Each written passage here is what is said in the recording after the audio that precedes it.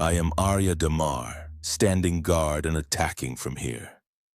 You and the other troops spread out all the way to the east.